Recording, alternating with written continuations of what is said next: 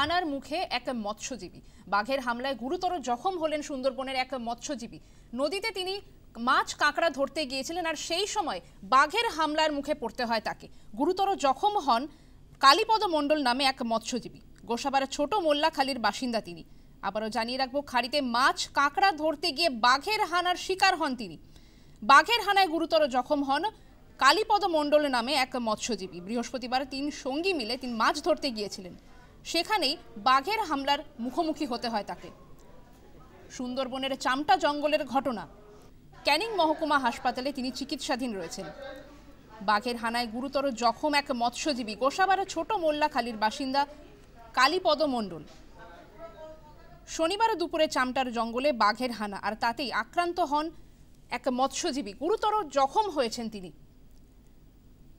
খাড়িতে মাছ কাঁকড়া ধরতে গিয়ে বাঘের হানায় গুরুতর জখম এক মৎস্যজীবী। গুরুতর জখম মৎস্যজীবী কালীপদ মণ্ডল।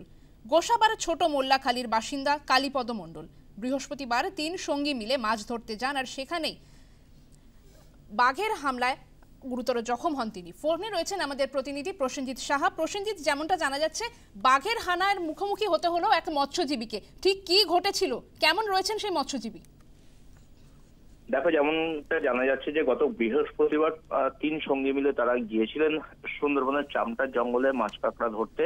সুন্দরবনের গোসবা ব্লকের অন্তর্গত ছোট মোল্লাখালী গ্রাম পঞ্চায়েতের 9 নম্বরের বাসিন্দা 3 জনেই, এবং এই 3 সঙ্গী মিলে যখন গতকাল দুপুর প্রায় 1:45 নাগাদ তারা মাছ কাঁকড়া ধরছিলেন চামটার জঙ্গল লাগোয়া খাড়ি এবং খাড়ির চর এলাকায়, তখন একটি বাঘ আচমকাই জঙ্গল থেকে বেরিয়ে এসে আক্রমণ করে কালীপদ মণ্ডল নামে ওই মৎস্যজীবীর ওপর, এবং তার সাথে যারা সঙ্গীরা ছিলেন তারাই কার্যত বাঘের সাথে লড়াই করে কালীপদকে ছাড়িয়ে আনেন। বাঘ কালীপদকে টেনে নিয়ে জঙ্গলের মধ্যে যাওয়ার চেষ্টা করছিল।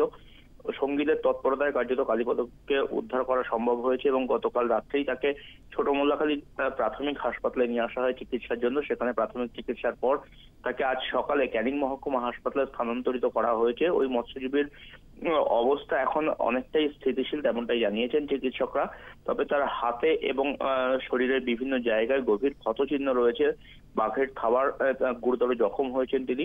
এবং কালীপদও যেমনটা জানাচ্ছেন যে যখন তারা মাছ কাঁকড়া ধরছিলেন তখনই কার্যত আচমকাই বাঘটি তাদের উপরে হামলা করে, এবং সঙ্গীদের তৎপরতায় কার্যত তার প্রাণ রক্ষা পেয়েছে। স্বর্ণালী, ধন্যবাদ প্রসেনজিৎ। আবারও জানিয়ে রাখবো, খাড়িতে মাছ কাঁকড়া ধরতে গিয়ে বাঘের হানায় গুরুতর আহত হন এক মৎস্যজীবী। মৎস্যজীবী কালীপদ মণ্ডল। তিনি গোসাবার ছোট মোল্লাখালীর বাসিন্দা, এমনটাই জানা যাচ্ছে। বৃহস্পতিবার 3 সঙ্গী মিলে মাছ ধরতে গিয়েছিলেন আর সেখানে বাঘের হামলার মুখোমুখি হতে হয় তাদের। কোনো মতে প্রাণে বেঁচে যান তিনি। তার সঙ্গীরা তাকে বাঘের হানার থেকে বাঘের কবল থেকে ছাড়াতে সক্ষম হন। তাকে ক্যানিং মহকুমা হাসপাতালে ভর্তি করা হয়েছে, সেখানেই চিকিৎসাধীন তিনি। বাঘের সঙ্গে সঙ্গীদের প্রাণপণ লড়াইয়ে উদ্ধার হন কালীপদ মণ্ডল। খাড়িতে মাছ কাঁকড়া ধরতে গিয়ে বাঘের হানার মুখোমুখি এক মৎস্যজীবী। গোসাবার ছোট মোল্লাখালীর বাসিন্দা কালীপদ মণ্ডল।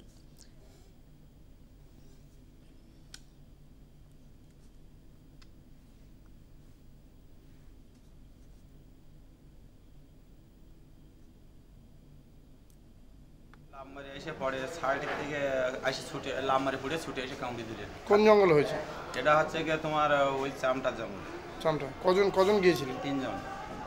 3 জনই মাছ ধরতে গেছিলেন? হ্যাঁ। আপনাদের কাছে বৈধ পাস ছিল? হ্যাঁ, আমার পাস ছিল, কিন্তু আমার রেস্টি মালিক মরে যাওয়াতে আমার পাসটা বন্ধ হয়ে আছে। কেননা 70,000 টাকা রেস্টি পাস কেটে সে পাসটা মালিক মারা গেছে বলে আর আমার পাইনি। আমি এখন বিনা রেস্টির মতন দিয়ে আমি ওদের নেবো গেছি, সংসার চলছে না বলে। কতটা আতঙ্কে ভুগছিলেন? আমার কোনো আতঙ্ক আসেনি, কোনো ভয় আসেনি, শরীরে কিচ্ছু হয়নি। আমার কোনো ভয় আসেনি শরীরে যে আমি বাঁচবো কি মরে যাবো। বাঘ যখন আক্রমণ করলো কিভাবে বাঁচলেন তার থেকে? আমি হচ্ছে ওই বাঘ এসে লাভ মারি এসে যখন বনের তো লাভতে ফুটে যায়, পুড়ে এসে এই জায়গায় একটা থাবো মারিয়েছে, পিছন দিক থেকে থাবো মারিয়েছে। মালিক এখান থেকে থাবোটা হাতে গেলে আসে বেরিয়ে এই জায়গায় একটুখানি আঙুলে কেড়ে আঙুল পেতেছে বাঘের। তারপরে ও লাভ মারি উঠে এই জায়গা কামড়িয়েছে। দাঁড়িয়ে নেওয়া অবস্থা তো নিয়ে আমার টানিয়ে নিয়ে বনের ফলে নিয়ে যাবে চিন্তা ভাবনা। তারপরে আমার পাশের লোক ছিল, ওরা এসে